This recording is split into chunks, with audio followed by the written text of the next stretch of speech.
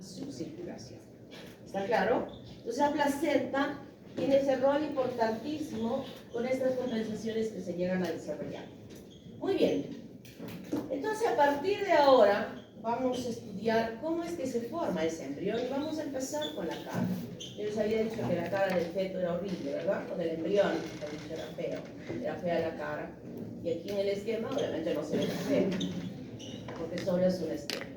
En vista lateral, nosotros visualizamos aquí esta imagen que le hemos visto en la práctica, donde teníamos el prosencéfalo y el diencéfalo. Este cachito que está saliendo del diencéfalo, habíamos visto cómo se había formado el ojo, ¿verdad? Habíamos visto la vesícula óptica, ¿se acuerdan? ¿Verdad? Y delante estos arcos faríngicos, que ya habíamos comentado que a partir de ellos es que se iban a formar las estructuras de la cara. En una visión frontal, ahora lo que vemos acá es otra cosa diferente. Unas fositas nasales que están a la altura, casi podríamos decir, de esta masa cerebral. O sea, por detrás está desarrollándose la masa cerebral. Estos son los arcos faringios y la membrana bucofaringea, que ya hemos dicho que tenía una característica especial, ¿verdad? Que no tiene mesodermo. ¿Cómo te llamas, niño? Osmar Ticona. Señorita, ¿verdad?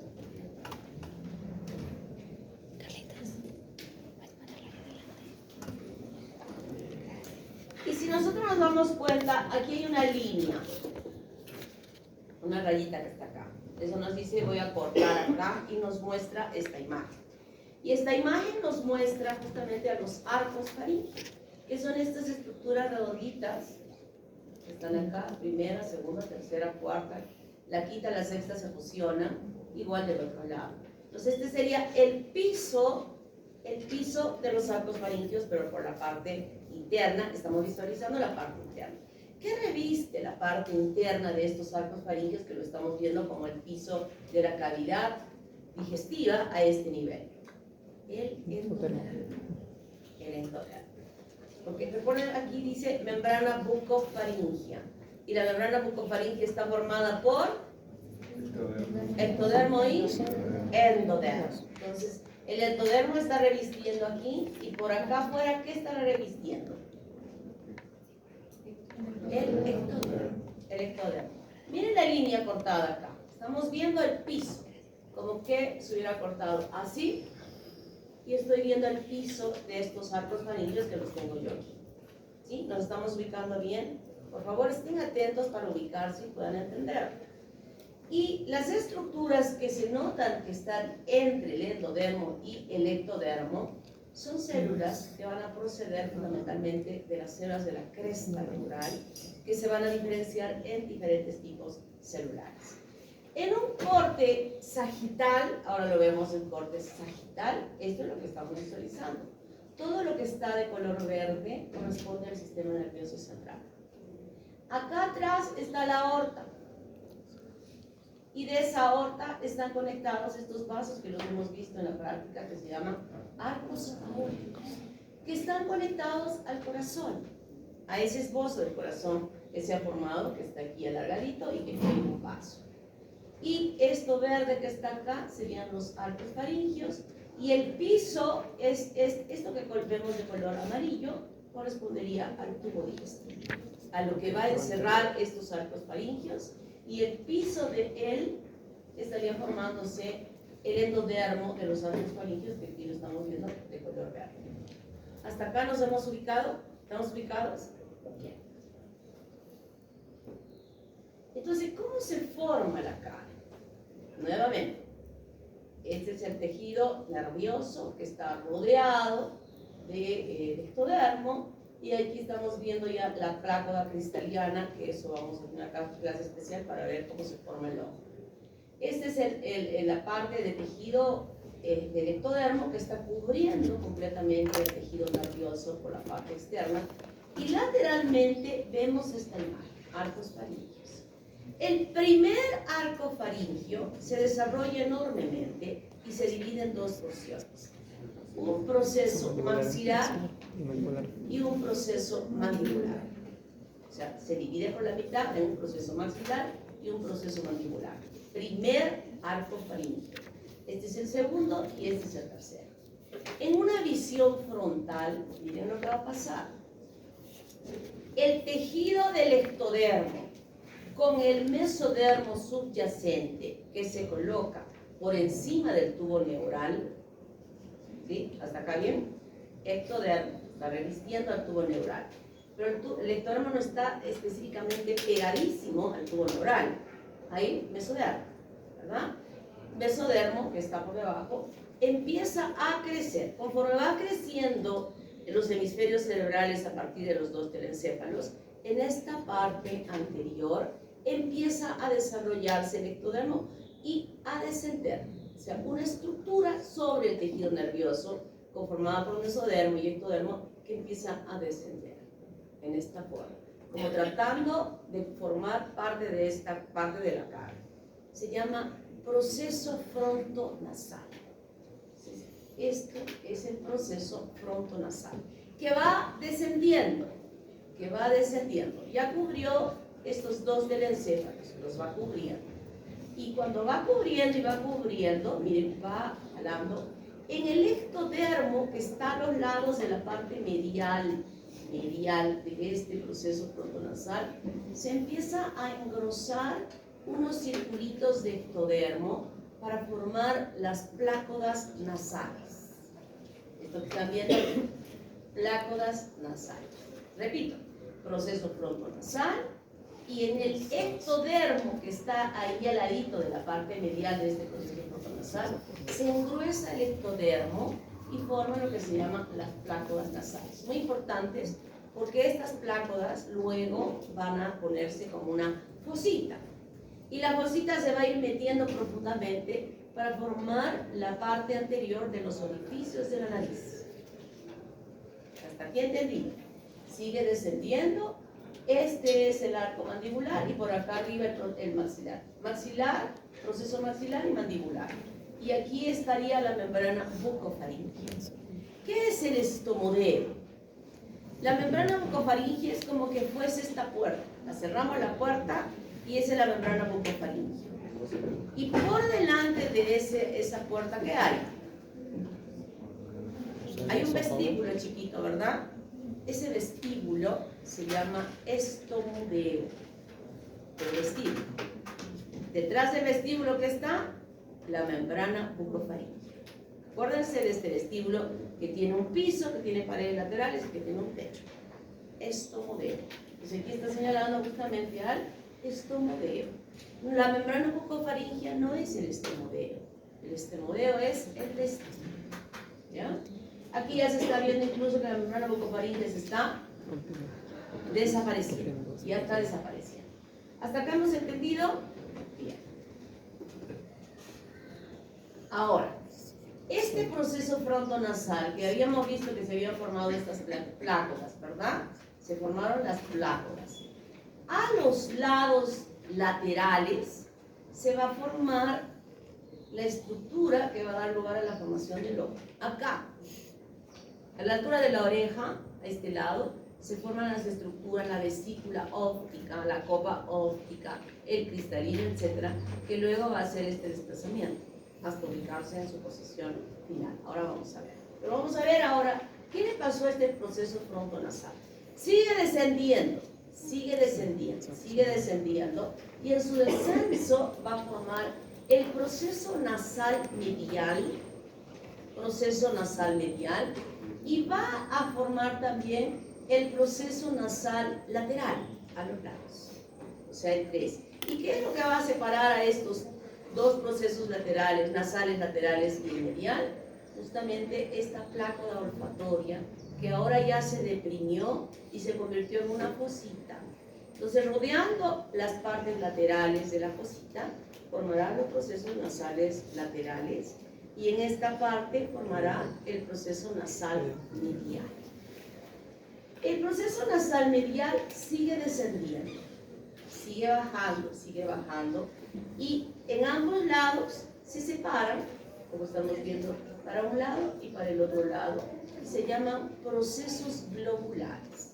O sea, el proceso nasal medial va a dar lugar en la parte más distal a los procesos globulares. Estos procesos globulares siguen descendiendo, miren los procesos nasales laterales, le dan la vueltita a la fosita nasal que ya se formaba en ese momento. Miren cómo le está dando la vuelta acá, igual de este lado, y está quedando al medio los orificios de la nariz. Y los procesos globulares siguen descendiendo hasta la parte más baja. ¿Alguien tiene un plumón, por favor? Yo tengo. Mírense sus labios unos al que está al lado. Uno al lado de otro. Voy a dibujar un labio sensual. Bien, labio sensual.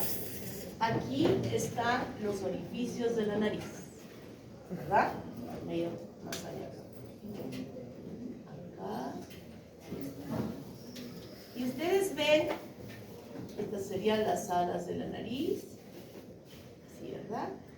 ¿Cómo se llama esto? Proceso nasal, acá. Medial. Y este de aquí. lateral. Ahora, mírense sus labios. Esta La comisura. una línea no está chueca, no está perfecta. Es la fosita. Es fosita. No recuerdo. La comisura es. Hay una depresión, ¿verdad? Sí. Al medio de sus labios La hay una fosita depresión nasolabial. con esta imagen.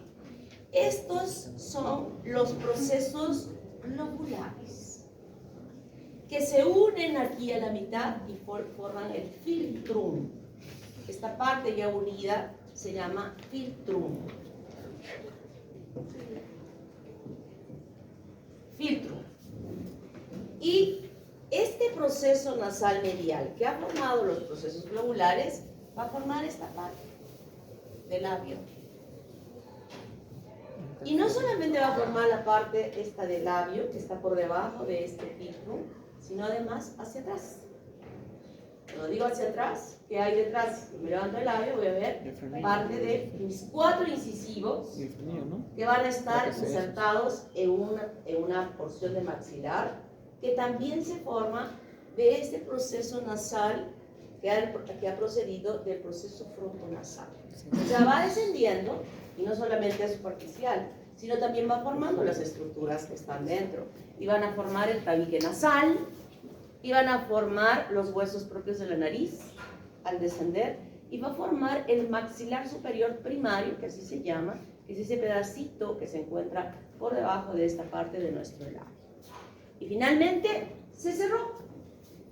El filtro se cerró y obviamente aquí también se ha cerrado porque este pedacito de aquí supuestamente también estuvo separado. O sea, la fusión de los procesos globulares va a formar el filtro y será responsable de la formación de esta V que tenemos aquí y se ha unido en esta parte más alta del labio. Se han visto, ¿no? Se han mirado uno al otro para darse cuenta. Y de esa manera se forma esta parte que está aquí. Miren cómo viene acá y se cerró y luego de los lados, de las partes de los lados, empieza a formarse esto. Viene por acá el proceso maxilar superior, el otro proceso maxilar superior que también se va a aproximar. ¿Y a dónde se va a unir el proceso maxilar superior? Aquí. Todo esto es el proceso maxilar superior, viene aquí y se une aquí, igual de este lado.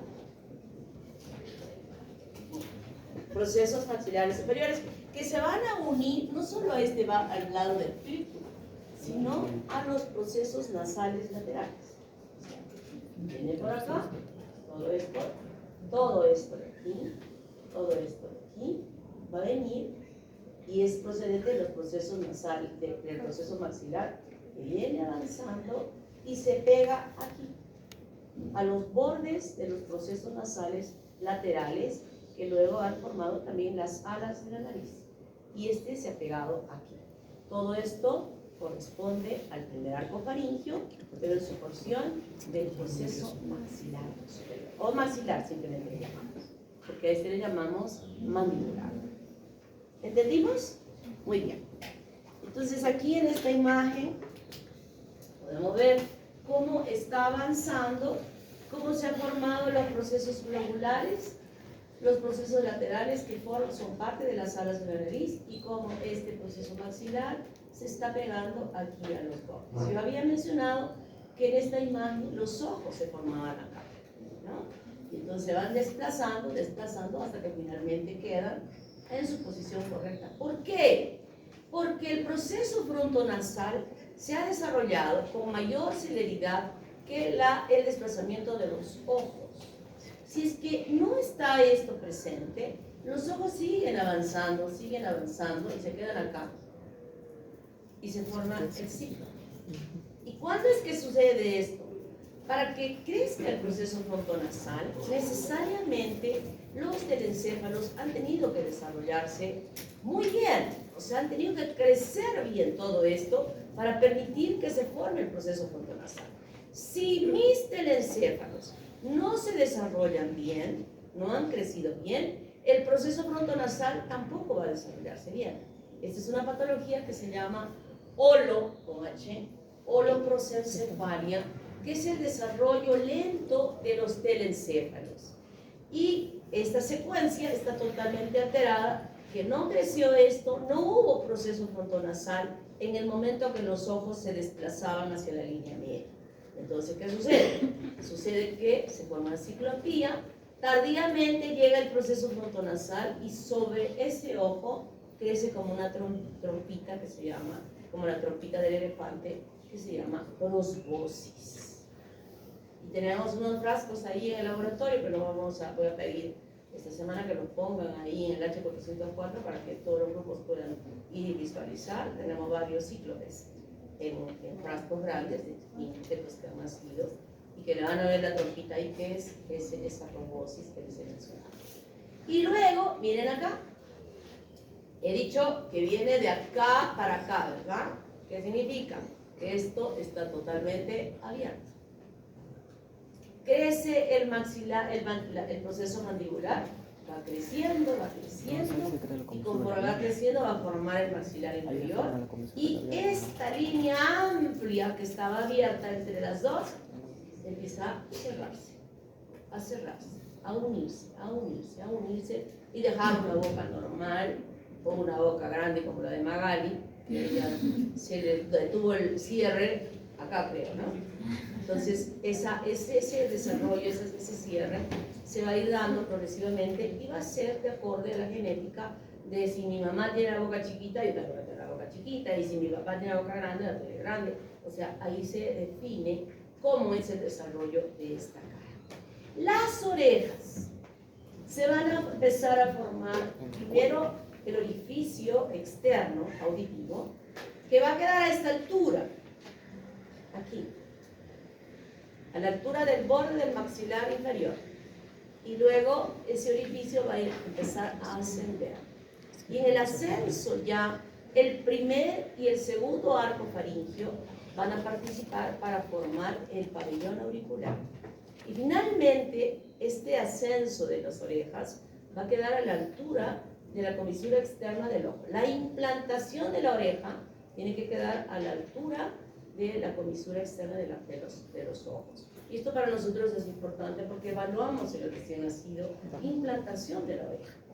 Y si le encontramos que su oreja, en vez que esté a esta altura, está acá, decimos implantación baja de la oreja. Y está asociada a una serie de síndromes genéticos que podría estar, estamos encontrando aquí, pero cuando investigamos ese niño, algo más en su genética probablemente tenga alguna alteración. Y de esta manera se forma la cara. ¿Alguna duda? Está clarito, ¿verdad? Entonces, ¿quiénes participan en la formación de la cara? El proceso frontonasal. Doctora, ¿podríamos decir que la unión del proceso maxilar con el mandibular forma la comisura labial? Perdón. ¿Podríamos decir que la unión del proceso maxilar con el mandibular forma la comisura labial? Porque está cerrándose, ¿no? Ahí se cierra. Inicialmente, cuando veíamos acá, estaba totalmente separado el proceso maxilar con el proceso mandibular.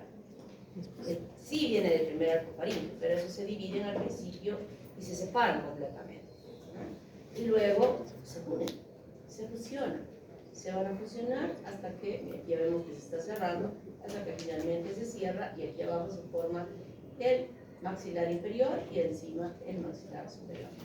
Y entonces, ¿qué sucede? Mira, en esta parte de unión del proceso maxilar con el proceso nasal lateral, donde estamos viendo una línea gruesa, esta línea gruesa es la unión justo del ectodermo del proceso maxilar con el ectodermo del proceso nasal. Ahí sería. Y al unirse, forman un cordón macizo de células ectodérmicas que luego se meten para adentro. Y ese cordón se individualiza, se junta el ectodermo ya suavemente, y el cordón lo han metido para adentro, por debajo del ectodermo, en el mesodermo subyacente. Y ese cordón macizo de ectodermo es lo que va a formar justamente el conducto nasolacrimal. Y ese conducto nasolacrimal que estoy diciendo, macizo, o sea, un cordón macizo, como una manguera sin huevo. Y luego hay apoptosis para recanalizar el conducto y haya una comunicación del saco lacrimal que tenemos nosotros ahí unido estos conductos lacrimales y que esté drenando las lágrimas, se apertura hacia el paladar y va drenándose todo lo que está produciéndose de lágrimas en nuestros ojos, ¿no? Es en esa unión del proceso nasal lateral con el proceso maxilar, en ese ángulo donde se produce este conducto nasolacrimal y que es importante para drenar las lágrimas. Cuando nace el niño, obviamente no produce lágrimas. Vamos a ver eso, pero conforme va pasando el tiempo, el niño lagrimea. Tiene ya 2 añitos, el saco lacrimal se llena de pus muchas veces, y cuando el oftalmólogo le presiona sale pus por el conducto lacrimal, sale pus, y decimos, ¿qué ha pasado? El conducto nasolacrimal está obstruido. Y vamos a hablar sobre eso cuando hagamos hoy.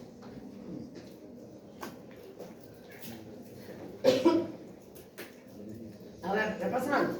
¿Qué es esto? ¿Cómo llamamos esto? Proceso frontonasal. ¿Qué forma?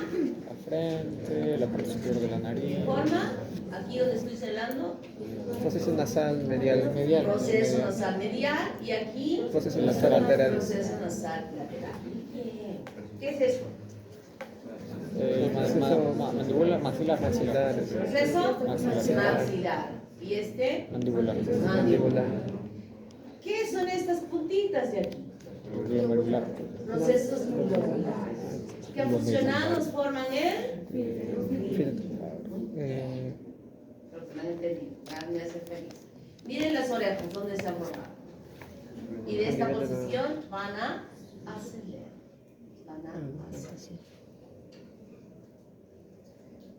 ¿Cómo se forma el maxilar? El maxilar superior se forma de 3 porciones. La primera ya la conocemos, ¿no? ¿Cuál era? ¿De dónde venía? El paladar primario. ¿De dónde venía? ¿Dónde se formaba? Del proceso nasal, o mejor, si empezamos desde el principio, del proceso frontonasal, que va descendiendo. No solo cuando digo esta parte que va a formar el dorso de la nariz, el medial, no, estoy hablando también de lo que está dentro. He dicho tabique nasal, he dicho huesos propios de la nariz, y está además formando el paladar primario. Y este paladar primario va a corresponder no solo a la parte del paladar, sino al maxilar superior, específicamente en aquella área donde va a haber el nacimiento de los 4 incisivos.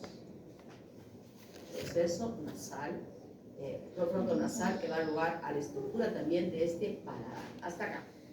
Y luego, del maxilar superior, de ambos lados, empieza a desarrollarse una estructura que va a llamarse procesos palatinos. Es aquí, de un lado y del otro lado. Y que van a ir creciendo como repisas, orientándose a la línea media, justo por debajo del tabique nasal, donde se van cerrando.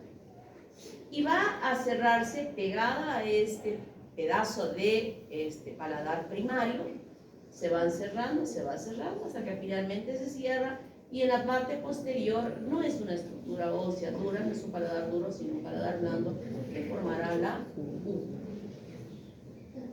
Entonces, ¿cómo se forma el paladar? ¿De dónde? ¿Cuáles son los orígenes? A partir del proceso El proceso frontonasal y del maxilar superior, formando los procesos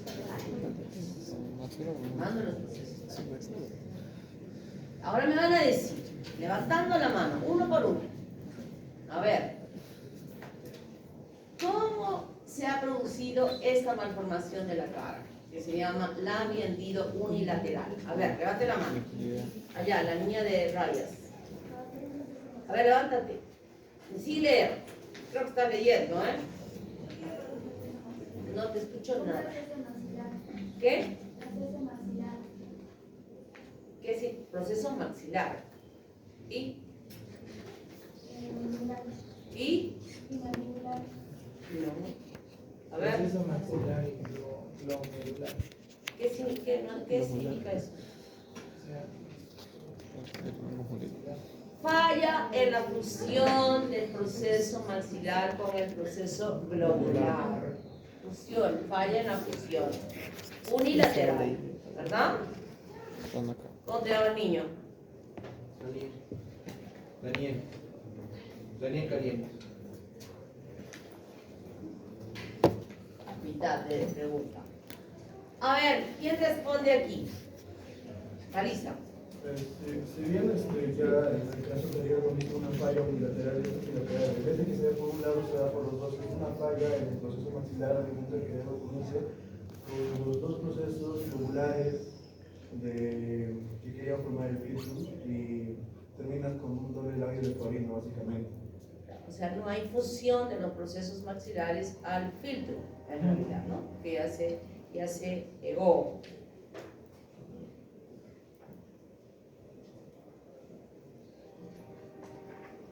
A ver, aquí. Los procesos globulares no se cerraron y están abiertos a la mitad. O sea, no se formó el filtro. Oxa, ¿verdad? No, Valencia. Juliana. Aquí. A ver, allá ya levantó la mano. Párate. No, tú no, la de atrás. Párate, espera. Los procesos, pero llamamos mandibulares, ¿no? No se han fusionado porque habíamos hablado mucho de arriba, pero acá también están separados. Y también se van a juntar aquí en la línea media y puede estar abierta. ¿Cómo te llamas, niña?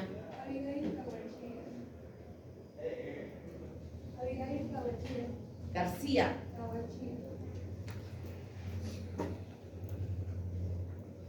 No te tengo. Con C. En el último sería el proceso lateral. Y aquí. El proceso maxilar nos unió al nasal lateral y al filtro. O sea, esta es una apertura que acá aparece una lineecita totalmente inocente, oscura. Pero si nosotros vemos a un niño con esto, tiene una cara totalmente monstruosa. No ha habido fusión del maxilar superior del maxilar a los procesos nasales laterales. No ha habido fusión el proceso globular de lado y está totalmente abierto. Está la cara así, mira. Totalmente abierta. ¿Cómo te llamas?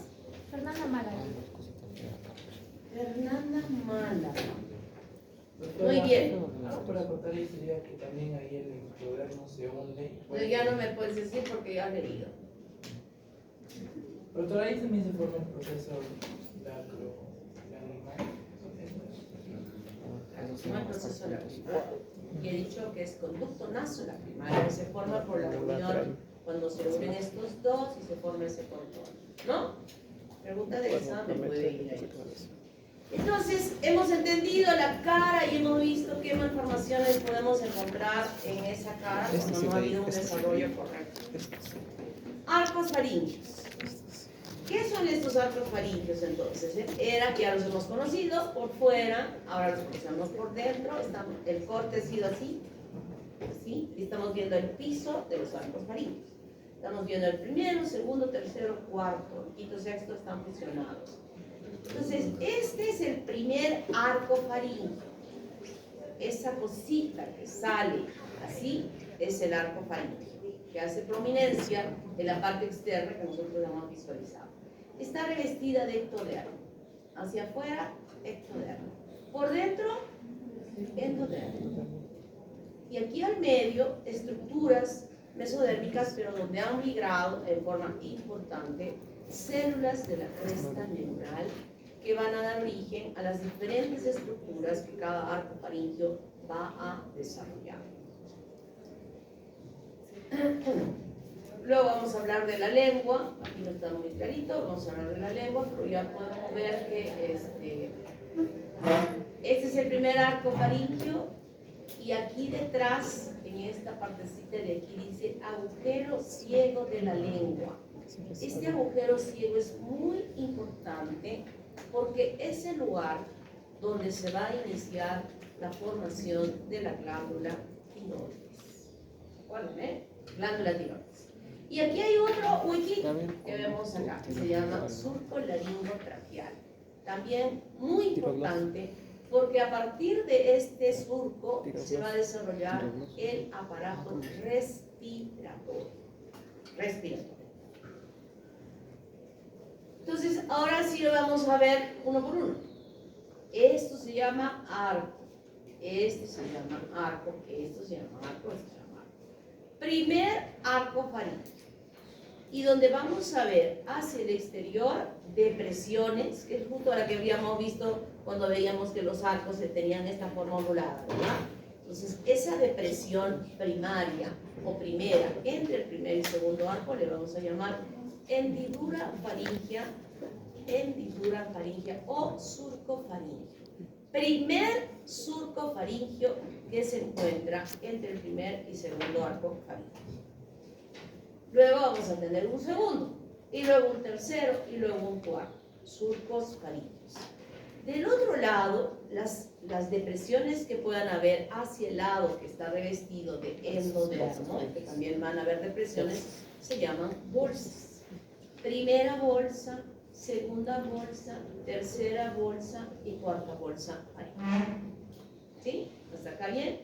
Lo que existe en el interior lo dejamos para más luego. Solo nos vamos a dedicar a reconocer las hendiduras o surcos y las bolsas. Entonces, primero, la primera hendidura o primer surco faríngeo va a dar lugar al conducto auditivo externo. La segunda, la tercera y la cuarta desaparecen, porque el segundo arco faríngeo va a crecer de tal forma, o sea, si mi cuello está aquí, están los arcos. Primero, segundo, tercero. El primero, porque hemos dicho que a esta altura es que se forma la oreja, está aquí el que va a formar el conducto auditivo externo, ¿verdad? Luego, el segundo arco va a crecer y va a cubrir al segundo, al tercero y al cuarto. O sea, como que el tejido viniese así, miren cómo está viniendo acá, y lo cubre. Y lo cubre completamente y desapareció, porque aquí en mi cuello tengo yo algún hueco, alguna hendidura, pero tengo mis arruguitas, pero no hay una hendidura, ¿verdad? Entonces han sido cubiertas, ¿por quién? Por el segundo arco faríngeo. No existe normalmente ninguna huella en ninguno de nosotros que estamos aquí, alguna huella de la mantención de estas hendiduras. Pero puede ser que suceda, puede ser que suceda. Como por ejemplo acá, hoy no está bien. Esto es anormal, que exista un seno cervical, totalmente anormal. Ahora, ¿qué pasa con las bolsas? La primera bolsa faríngea, que está del otro lado, revestida de endodermo, lo primero que va a formar es un conducto que se llama trompa faringotimpánica o trompa de Eustaquio. Trompa de Eustaquio, ¿se acuerdan, verdad? Eso lo han estudiado en anatomía, la trompa de Eustaquio. Y al fondo de esa trompa de Eustaquio hay una cavidad, una dilatación, que será la cavidad timpánica. Y al frente de la cavidad timpánica está el conducto auditivo externo y entre ellas se forma la única membrana faríngea que va a dar lugar a la membrana timpánica. Ojito, ojito, ojito. Yo he dicho que había dos lugares en nuestro cuerpo donde no existía mesodermo. ¿Se acuerdan? ¿Cuáles eran? Y la membrana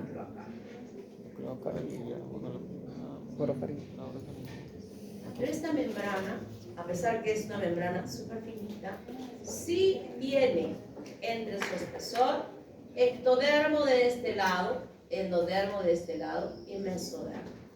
Esta es la única membranita que la vamos a ver como membranita que sí mantiene su tercera hoja embrionaria, tiene mesodermo.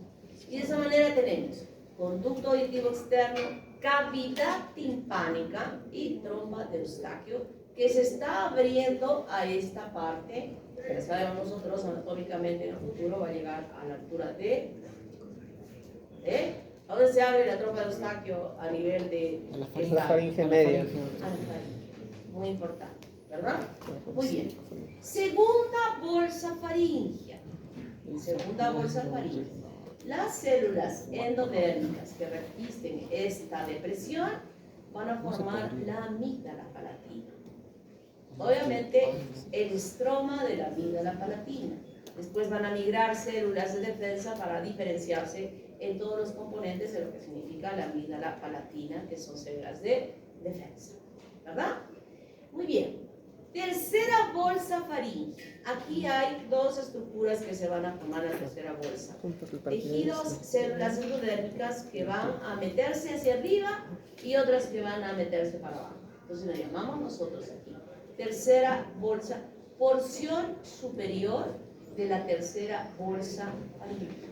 Porción inferior de la tercera bolsa faríngea. También le llamamos anterior.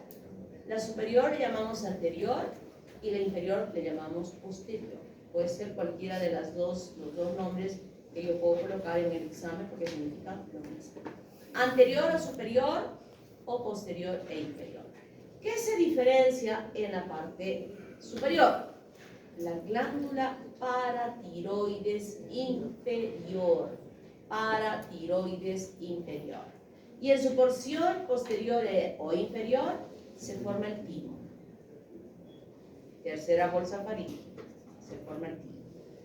Cuarta bolsa faríngea, igual, tiene la porción superior o anterior y una inferior o posterior. El anterior va a formar la glándula paratiroides superior. Recuerdan que eran 4, ¿verdad? Glándulas paratiroideas. ¿Sí? ¿Se acuerdan o eso se han olvidado? Unas que estaban en la parte superior de la glándula tiroides y otras que estaban en la parte de abajo. Yo estoy diciendo que la tercera, que tiene la tercera, que es un lugar más alto, está en la parte inferior. O sea, está en una posición inversa y ahora vamos a ver por qué. Y luego, en la parte inferior o posterior, está el cuerpo último braquial. En la cuarta bolsa. Cuarta bolsa, glándula paratiroides superior y la inferior, cuerpo último braquial. Entonces, les dije hace un momentito, miren, el agujero ciego. ¿Qué importancia tenía el agujero ciego? La tiroides. Iba a formar la glándula tiroides. Aquí está el agujero ciego. Las células endodérmicas que revisten esta porción, que está alrededor del agujero ciego, que luego se hace como una fosita, el revestimiento de esa fosita, y luego de un conducto, son células endodérmicas que están formando esta estructura. Y van descendiendo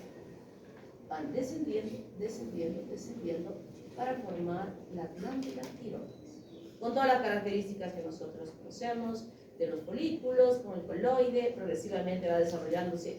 Miren lo que les voy a decir en este momento, es sumamente importante el desarrollo de esta glándula tiroides que participa en la formación de ese embrión y de ese feto. Muy importante.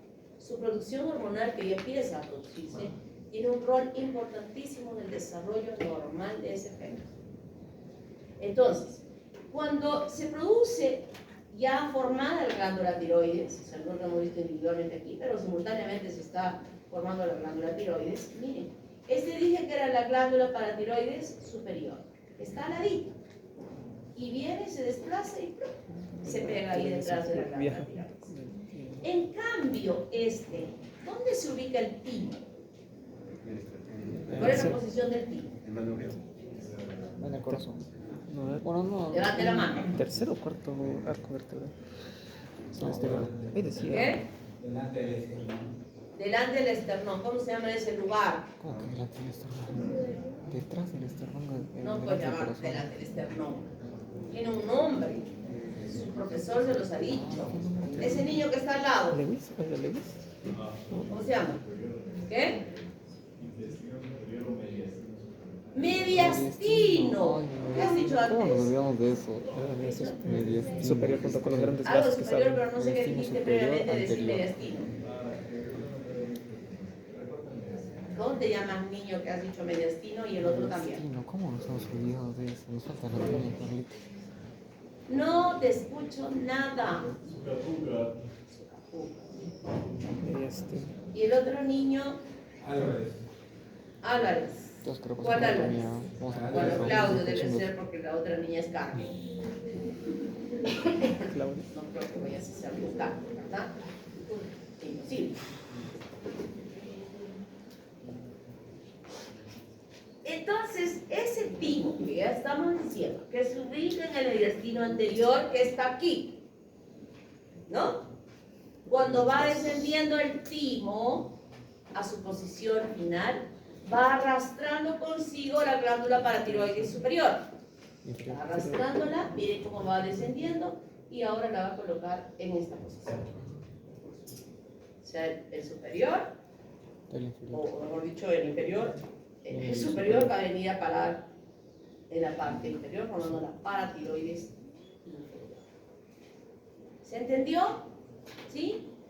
Ahora hay que repasar, hay que volver a leer, escuchar la clase. Y creo que ustedes, Doctora. creo que por gusto estoy grabando yo, Una consulta. porque yo veo cuántos ven la grabación, 10. ¿Cuáles son las diferencias entre el cuerpo último branquial y la eminencia hipobranquial? ¿O son lo mismo? No, el cuerpo último branquial. Eso que no me queda claro La todavía. amenaza por aquí, otra Ese es- estructura, creo. Por eso, pues, lo que no sé es eso. ¿Y qué hace el cuerpo último branquial? Respóndeme tú mismo. ¿Cuál es la función del cuerpo último branquial? Creo que nos dan las asas laterales de la tiroides. A ver allá atrás. Se adhiere a la glándula tiroides. ¿Qué? Se adhiere al grupo celular de la glándula tiroides. Se adhiere al grupo celular de la glándula tiroides. ¿Qué células? Células parafoliculares. Son las células parafoliculares que se forman allí. ¿Cómo te llamas, niña? Fernanda Villa. Villa. Sí. Eso es fácil. Y yo no estoy preguntando otra cosa, sino algo que ustedes ya han hecho en histología. Y no se acuerdan. La evidencia hipobraquial ¿Qué o dijo? cópula Parafolicular. es parte de la lengua. No tiene nada que ver con esto. Ahorita vamos a ver. Que aparece la lengua. Entonces aquí vemos, miren, una serie. Ese es el resultado de que se cerró mal los arcos faringios sobre la segunda y tercera y cuarta hendidura. Y puede formar un quiste e incluso con una fístula hacia el exterior.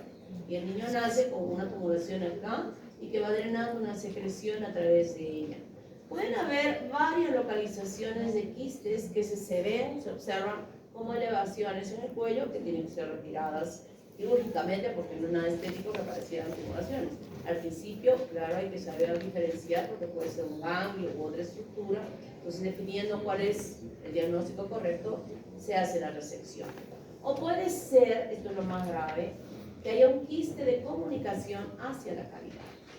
Y esto es peligrosísimo porque la cavidad oral es tan infectada, tiene tanto microorganismo que podría, miren, aquí está la amígdala palatina, ocasionar no solamente el quiste, sino la supuración de ese quiste, que es bastante grave, ¿no? O sea, primero hacer un diagnóstico correcto y ser sometido a una cirugía por un médico especialista en cirugía, cirujano de cabeza y cuello y maxilofacial.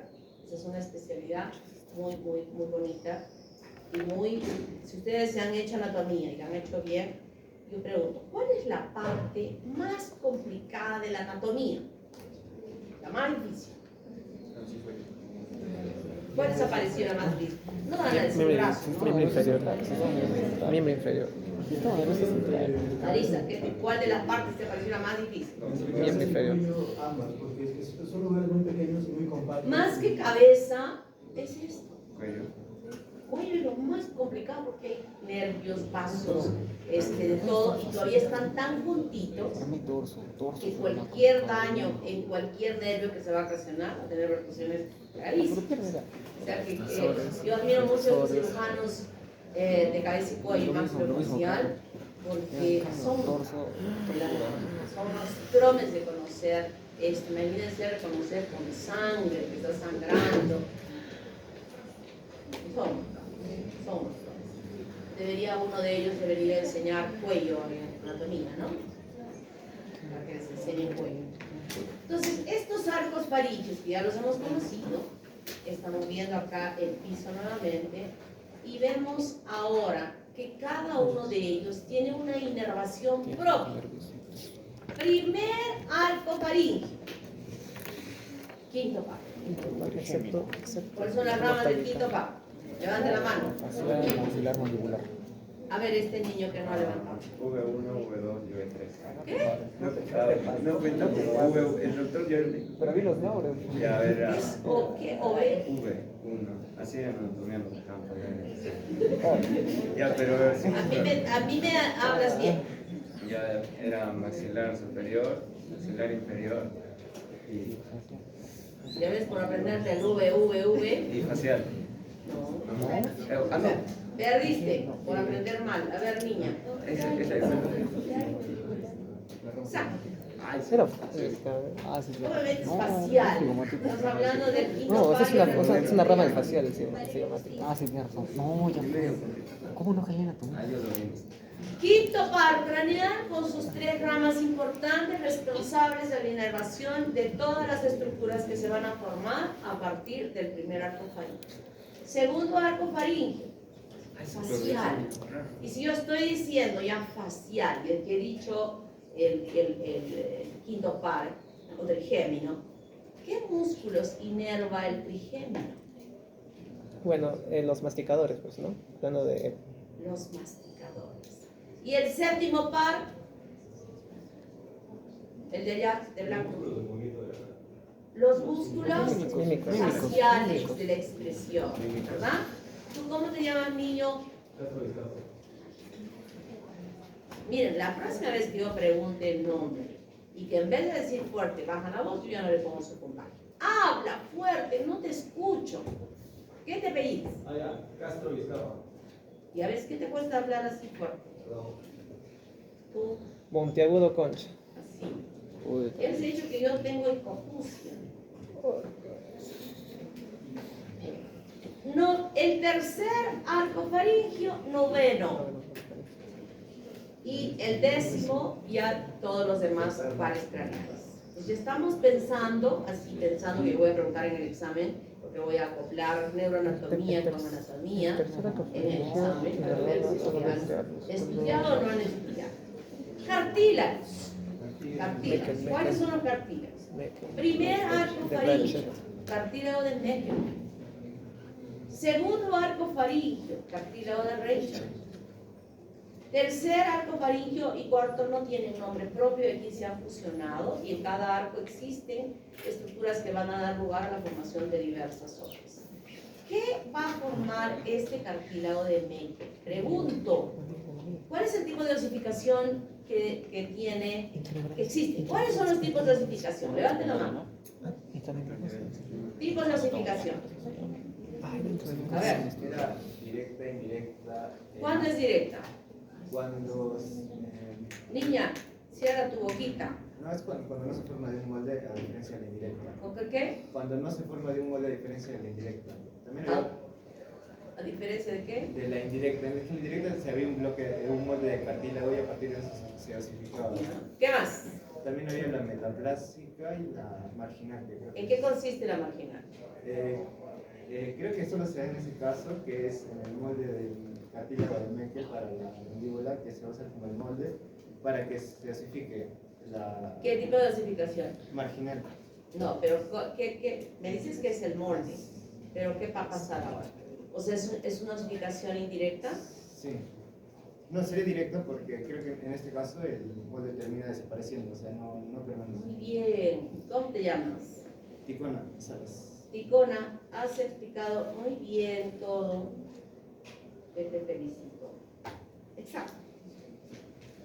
Entonces, en el cartílago de Meckel es la única que se llama osificación marginal, donde hay este molde del cartílago, el cual no interviene en la osificación y alrededor de él se produce una osificación intramembranosa o directa para formar el maxilar inferior. Este mismo cartílago en una parte va a formar el ligamento estilo esfenomandibular que está pegado a la espina del esfenoides y también va a formar el martillo y el yunque. Primer arco faríngeo. O sea, van a quedar como cartílagos inicialmente estos dos que luego se van a osificar ya por una osificación indirecta, porque ya hay un molde cartilaginoso.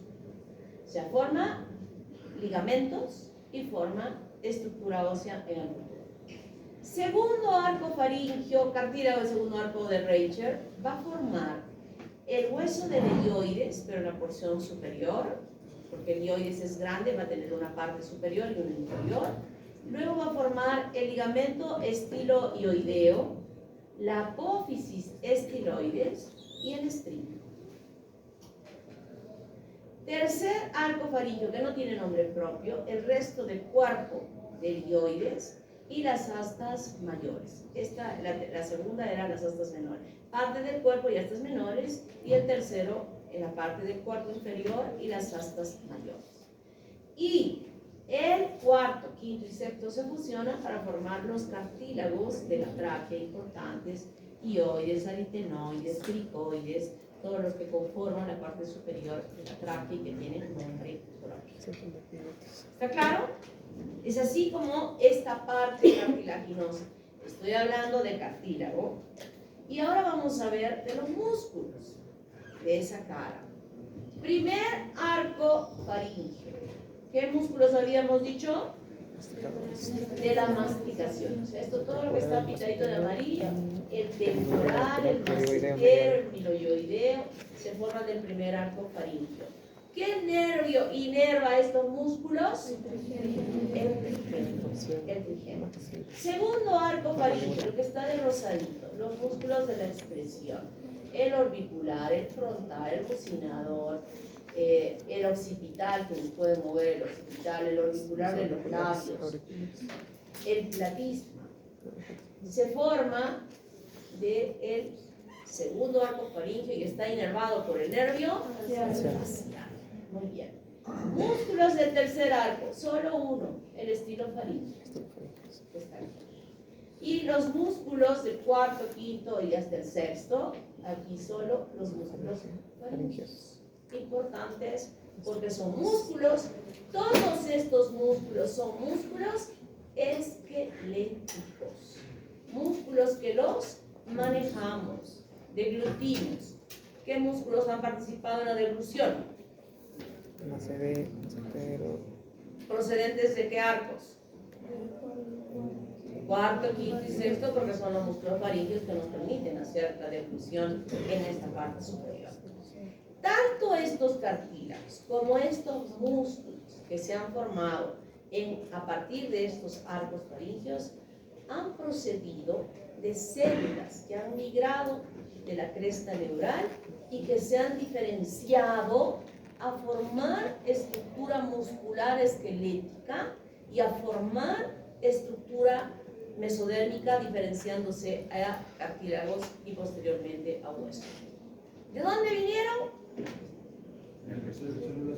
De las células de la cresta neural a nivel cerebral. Fíjense qué interesante cuando yo les hablaba del tubo neural y les decía, miren, el tubo neural se forma así, pero hay acá unas celulitas que que dijo Dios, voy a dejar estas que tienen un Eso dice origen que es esta cuarta neurológico, capa pero que van a germinativa. tener un potencial de diferenciación tan importante y que no las vamos a meter dentro del tubo neural, sino las vamos a dejar separaditas. Y aquí, empezando ya desde arriba, que es la cabeza, estamos viendo cómo empiezan a diferenciarse. Y entonces, este cuadrito se lo van a aprender. Claro que ustedes ya saben que yo no pregunto, no voy a preguntar. A ver, el primer arco faríngeo, ¿cuál es el nervio? Así no pregunto, ¿verdad? ¿Ya se han dado cuenta cómo es el estilo de las preguntas que yo hago? Son para pensar. Es para pensar, no es para que aprenda de memoria. Con mis preguntas, el ChatGPT no sirve. Esos que usaban el ChatGPT, esos que ya sé quiénes, tengo la lista ya. Tengo la relación que me ha llegado de anatomía. Ya tenemos los nombres de todos aquellos chicos que no se han portado bien en anatomía y que han hecho trampitas. Las tengo, bien anotaditas. Que ya sé que hacen todas las trampas sabidas, pero que en embriología no van a poder hacer. Ya les voy diciendo ¿Cómo se usa desde la ahora. ChatGPT en anatomía? Brazos acá, pensé que el examen es a mediodía, para que no me digan, ay, me moría de frío y estuve comiendo con mi casaca. Nada. Brazos descubiertos, bien descubiertos. La cola acá arriba. Orejas sin aretes. Si yo paso el aparato este que yo uso y suena acá, suena por acá, yo voy a pensar que dentro tiene ese dispositivo que existe tan chiquitito y que se lo sacan con imán. Todo lo sé. Absolutamente lo sé. Y lo que más me indigna, así se los digo honestamente, me indigna, es que ustedes en este momento no tienen los recursos de dinero para poder comprar esos dispositivos. ¿Y quién se los da? ¿De dónde los sacan? No creo que hayan robado. No hay ni idea cómo conseguir ¿Quién eso. se los da? ¿Papá o mamá? Que fomentan esto desde esta edad. Y no saben lo que están haciendo. No saben que están formando delincuentes a futuro. Ayer ha muerto una policía que se fue a hacer un tratamiento, ¿no?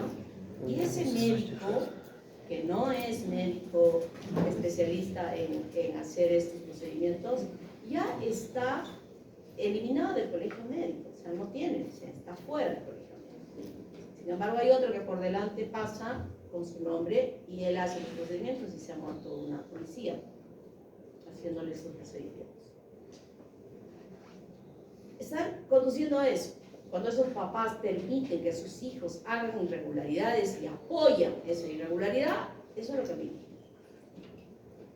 Porque el papá debe estar preocupado en formar a su hijo correctamente y no permitir que pueda cometer una falta, que ahora son estas faltas, pero después, miren, los médicos tenemos la oportunidad de delinquir fácilmente, si es que no tenemos valores y principios formados desde que son petizos, mucosos, chiquitos, desde esa edad se les forman los hijos.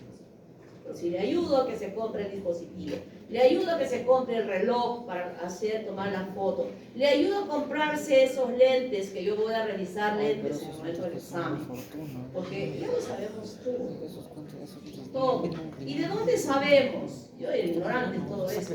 Lo sabemos de sus propios compañeros que los denuncian, que se sienten indignados porque observan esto y dicen, doctora, tal persona y tal y tal y tal ha hecho esto. Quienes los denuncian son sus propios compañeros, porque si no, nosotros de dónde podríamos saber muchas veces. Así es que, chicos, ni se les ocurra hacer algo de estas cosas porque con embriología no van a poder. Y si van a ganarse un cero redondo y un paso al Tribunal de Honor que ya está investigando a aquellos que han sido denunciados en la primera. Son tantos, son un montón, que no sé cuándo van a terminar de hacer la investigación. En serio, les digo en serio. Así es que intenten. Bueno, ya saben, ¿no? polo hasta acá, cola acá, buzo, el buzo tiene a veces unas cositas acá para amarrar de metal, corten y amarren un nudo para ponérselo porque va a sonar, así es que así tiene que venir. Las niñas con una carterita que solo entre su celular, porque van a dejar el celular acá en la puerta, van a dejarla bien apagada su celular. Y todo lo que voy a mandarles mensaje a su delegado principal para que pasen los delegados y los delegados a su vez a todos. ¿Ok? Tenemos que hacer las cosas bien. No solo es enseñar, sino formar. Si hasta anatomía cometieron faltas, de acá para adelante no las cometemos. Queremos que sean buenos niños, intachables, bien formados en valores, en principios y en conocimiento. ¿Está claro? Muy bien. Entonces miren acá, primer arco, segundo arco, tercero, cuarto, nervios que lo inervan, músculos que se forman, estructuras esqueléticas que se forman y ligamentos en cada uno de ellos. Y para ayudarles a recordar, todavía aquí están todos los músculos que no se han podido colocar acá, para que ustedes revisen y vean a quiénes corresponden. Para que ya no vayan a buscar su libro de anatomía para ver cuáles eran los músculos. Una pregunta, o sea, sabemos quién es el músculo y quién es el hueso, pero por ejemplo, la cápsula fibrosa de la articulación Ya, pero no seas chichoso. Hasta ahí no, hasta ahí ya no te voy a decir. ¿Quieres saber de dónde se deriva? El arco. El arco también. Todo eso se va a diferenciar. Todas las estructuras se van a diferenciar. Así, olvidándome totalmente. Formación de la lengua. Esta lengua, miren, los colores nos van a ayudar a entender de dónde es que se forma. Esta, ¿qué arco es este? Primer arco. Esta es la parte donde se va a desarrollar más el primer arco faríngeo para formar casi los 2/3 anteriores de los procesos linguales que dan lugar unidos en la parte media. Miren esto que estaba abierto acá. Esto va a hacer que cuando crezca se forme el surco medio. El segundo arco faríngeo desaparece. Miren, aquí estaba esto de acá, este que está acá. Desaparecen. Y también aquí hay una porción pequeñita de la yema lingual medial, en esta parte, justo detrás de ella es que se va a formar el agujero ciego. Desaparece todo lo que pudiera haber aportado el segundo arco faríngeo y es cubierto por el tercer arco faríngeo que se dirige hacia la parte posterior de estos procesos linguales anteriores para formar la eminencia hipobraquial. ¿Quién me preguntó de la eminencia hipobraquial? Acá está. Esta es la eminencia hipobraquial. O también se llama cópula, es lo mismo. Cópula o eminencia hipobraquial.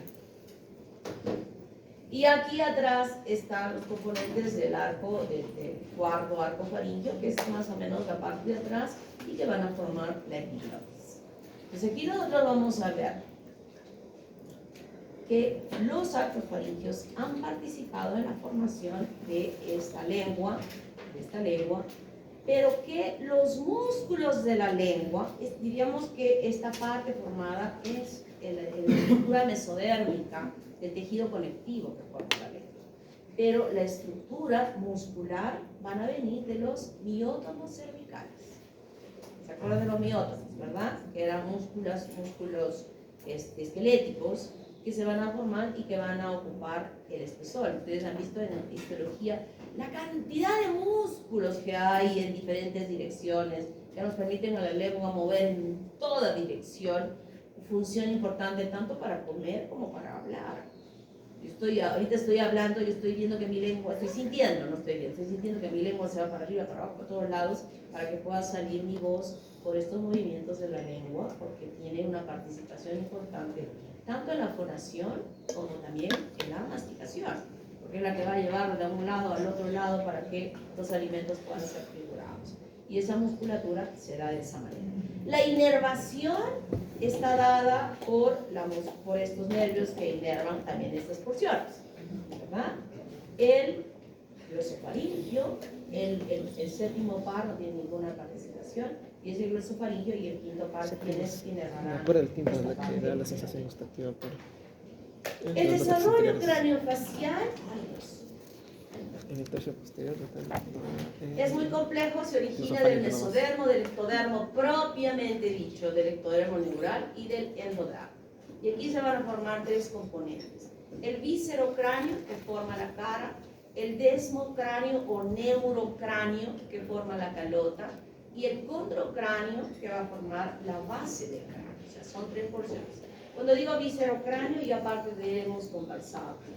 ¿Qué es el neurocráneo? Es toda aquella estructura ósea que se va a ir formando por encima del tubo neural y por debajo del ectodermo. Yo dije que había un mesodermo, ¿verdad? Que en esta parte habíamos visto que había formado el proceso protonasal. Pero allí mismo, esta estructura de mesodermo que está rodeando el tubo neural en esta porción, se diferencia para formar hueso. Una osificación de tipo intramembranosa o directa. Son así los huesos que se van a formar en la calota, y será el hueso frontal, el hueso parietal, parte del hueso occipital, porque la otra parte está en la base y se ha formado de otra manera. Y miren cómo se van formando los huesos. Y estas son las cisuras. Las cisuras con la fontanela anterior, la fontanela posterior, muy importantes estas cisuras que al momento del nacimiento no están completamente consolidadas, cerradas, y eso hace que al momento de que el bebé sale recién nacido por el canal del parto, este huesito que está aquí se monte así y disminuya el diámetro de la cabeza para que tenga mayor facilidad en el momento de salir. Salió y otra vez se coloca, o sea, este monte que había hecho se desmonta y va creciendo. Y además esta fontanela se va cerrando casi hasta el año, esa apertura, hasta acá, se va cerrando progresivamente por el crecimiento de los huesos. Y claro, la consolidación prematura puede ocasionar alteraciones en el desarrollo del tejido nervioso que se encuentra en su interior. El viscerocráneo son todas aquellas estructuras cartilaginosas y luego óseas que van a formar los huesos de la cara, todos los huesitos de la cara, el cigomático, el maxilar superior, el maxilar inferior, la escama del hueso temporal, los huesitos que están formándose en el oído medio, todos estos huesitos que van a estar en la cara se llama viscerocráneo. Y nosotros ya sabemos cómo se llegan a formar, ¿verdad? Y el condrocráneo son los huesos que se van a formar en la base del cráneo. Y aquí reconocemos hacia adelante el cartílago de las trabéculas craneales que van a formar el hueso del epmundis. Luego tenemos aquí el cartílago hipofisiario. Este cartílago hipofisiario va a formar la base del esfenoides. Y más atrás está el cartílago paracaudal, que formará la parte del hueso, de la base del occipital. Entonces, todos esos huesos, esos cartílagos, van a dar lugar a la formación de esta estructura ósea que se ubica en la base de la calota, en la base del cerebro, y conforman el recubrimiento de la estructura ósea de toda la cabeza. Entonces, nosotros tenemos diferentes tipos de osificación que se van a desarrollar. Por ejemplo, el viscerocráneo, que ya hemos dicho, la formación de la cara. Por ejemplo, el nasal y el maxilar superior se forman por osificación intramembranosa. Por osificación mixta o marginal, solo el maxilar inferior. Por osificación endocondral, helioides, los huesecillos del martillo, yunque, estribo y apófisis estiloides del temporal. Osificación endocondral, o sea, y directa, primero cartílago y luego hueso. Por el condrocráneo, que es la osificación, todo por osificación endocondral, el condrocráneo, que es la base que está aquí, la cápsula nasal, el etmoides, el esfenoides, la cápsula ótica y el occipital. Esta es una osificación endocondral o indirecta. Y los huesos de la calota por osificación intramembranosa. Malformaciones congénitas de los arcos faringios, anomalías de cara y cuello, agenesia en el plurilateral de la mandíbula, micrognatia. Agenesia significa ausencia. Micrognatia significa que el maxilar inferior ha crecido muy chiquitito. En el síndrome del primer arco hay dos tipos de síndrome: el de Treacher-Collins, que produce hipoplasia malar, o sea, esto está planito; micrognatia, defectos en los párpados inferiores, así están caíditos por acá y son de origen genético padre. El síndrome de Pierre-Robin también tiene micrognatia y aquí se suma paladar hendido. Hemos hablado del labio leporino cuando hemos visto acá, pero el labio leporino es cuando no se ha unido en la línea media los procesos palatinos, o no se ha unido el proceso palatino al maxilar primario de un lado o de ambos lados. Entonces que hay una comunicación entre la cavidad oral y la cavidad nasal. Eso se llama paladar hendido. Anomalías oculares y auditivas. Hemos visto los quistes y fístulas bronquiales, ¿verdad? Por una falla en este cierre del segundo arco sobre las hendiduras segunda, tercera o cuarta. Paladar hendido uni y bilateral. De la nariz, que no se haya desarrollado la nariz, como una sola nariz única. Prosbosis, ya les he dicho que es esa trompita. De la boca, micro o microstomía, estoy refiriendo a la cavidad de la boca. Macrostomía, ¿quién tiene? Magali, ¿no? De la lengua, que no hay lengua aglosia, que su lengua pueda ser chiquita o pueda ser grande, que su lengua pueda ser bífida, como la de Magali también, o que no haya, había algo que no les comenté. A ver, chequen. La lengua se desarrolla, la lengua se va a desarrollar en esta cavidad de los arcos faríneos, sobre el piso. Ahí se forma. No es que de acá crezca así, no, se desarrolla aquí. Y luego en la parte anterior, donde está fusionado sobre el piso, hay apoptosis y el tercio distal se separa. Hay apoptosis, se separa. Fíjense que nuestra lengua es pequeña, pero algunas veces no se llega a separar, sigue unida por unas estructuras de tejido que la mantienen de esta forma. Y eso se llama anquiloglosia. El niño no puede succionar, el niño no puede hablar, tiene que ser sometido a una cirugía para que esto se forme. Entonces, anquiloglosia es la mantención de la fusión de la lengua a la superficie de la cavidad oral. Labio leporino y paladar hendido. Macroglosia. Labio leporino. ¿Qué será esto?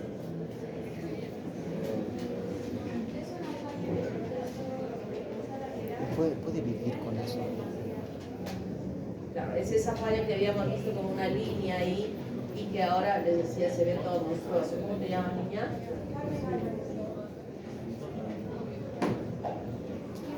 Paladar hendido, miren, no se fusionaron los procesos palatinos. Hasta ahí es su examen. Su examen de esta fase. ¿Te pasa la grabación, Fer? Gracias. Gracias.